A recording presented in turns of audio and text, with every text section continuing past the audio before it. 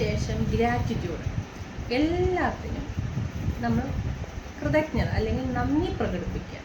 ഈ ഭൂമിയിൽ ഞാൻ ജനിക്കാൻ കാരണക്കാരായ എൻ്റെ മാതാപിതാക്കൾക്ക് നന്ദി പറയാൻ അവരെ പഠിപ്പിക്കുക. നമ്മൾ ചെയ്യുന്നത് കണ്ട് കുട്ടികളെ പഠിപ്പിക്കുക.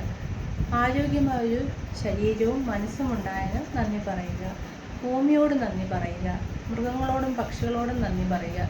നല്ലൊരു ഉറക്കം കിട്ടി, രാവിലെ നല്ല രീതിയിൽ ഉറക്കം എണീക്കാൻ കഴിഞ്ഞു, നല്ല ആഹാരം കിട്ടും. അങ്ങനെ നമുക്കുള്ള നല്ലതിനെ മനസ്സിലാക്കി നന്ദി പറയാൻ കുട്ടികളെ പഠിപ്പിക്കുക.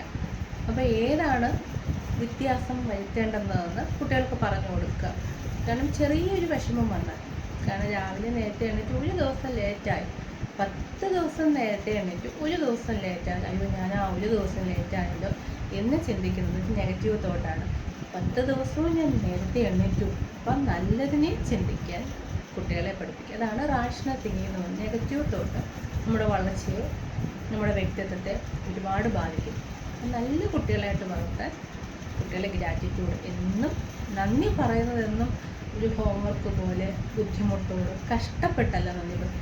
ഇഷ്ടപ്പെട്ട എല്ലാ കാര്യങ്ങളും നമുക്ക് കിട്ടിയതിന് നമ്മൾ പറഞ്ഞ് മനസ്സിലാക്കി നമ്മുടെ കുട്ടികൾ സമർത്ഥന്മാരാണ്, മിടുക്കന്മാരാണ്, നല്ല കുട്ടികളാണ്. പറഞ്ഞാൽ അവർ പരിശീലിക്കും. നമ്മളൊരു പരിശീലനം അവർക്ക് മാതൃകയാക്കി കാണിച്ചു കൊടുക്കുമ്പോൾ അവർ നമുക്കൊപ്പം അവരുടേതായ രീതിയിൽ അവരുടെ ചിന്തകൾക്ക് വില കൊടുത്ത്, അവരുടെ പ്രായത്തിലുള്ള എല്ലാ അവകാശങ്ങൾക്കും ഇഷ്ടങ്ങൾക്കും വില കൊടുത്ത് നമുക്കൊപ്പം അവരെ വളർത്താൻ, അവർക്കൊപ്പം നമ്മളും രണ്ടുപേരും ബാലൻസ് ചെയ്ത് പോവുക, നല്ല സുഹൃത്തുക്കളായി മാറി വരിക.